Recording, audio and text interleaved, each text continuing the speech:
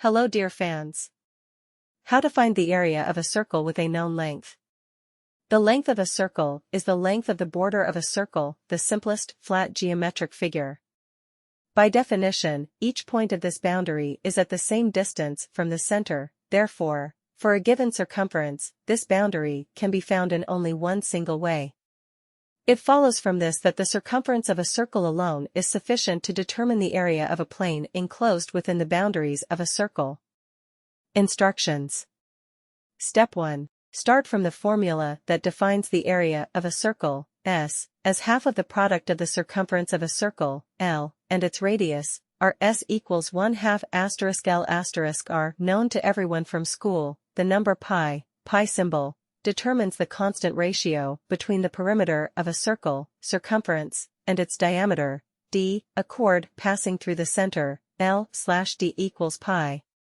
This ratio allows you to express in terms of the circumference and the radius unknown by the conditions, r equals L/2 * pi.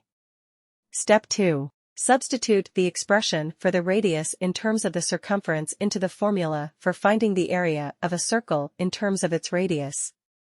As a result, it turns out that to calculate the area of a circle, the circumference must be squared and divided by a quadruple pi. S equals L*, L/2 * pi, /2 equals 1/4 L superscript 2 /pi.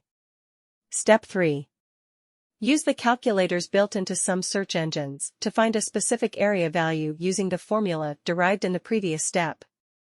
For example, if the known circumference is 50 centimeters, then go to Google and enter 50 squared for *pi in the search field. The search engine will perform the specified mathematical operations and show the result, 198,943,679 square centimeters.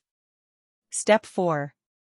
Run the software calculator built into your computer's operating system if you cannot access the internet.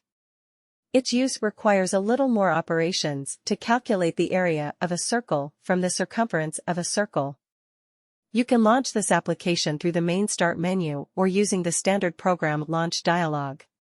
This dialog is opened by simultaneously pressing the Win+R keys, and to call the calculator, you need to type the calc command in it and click on the OK button.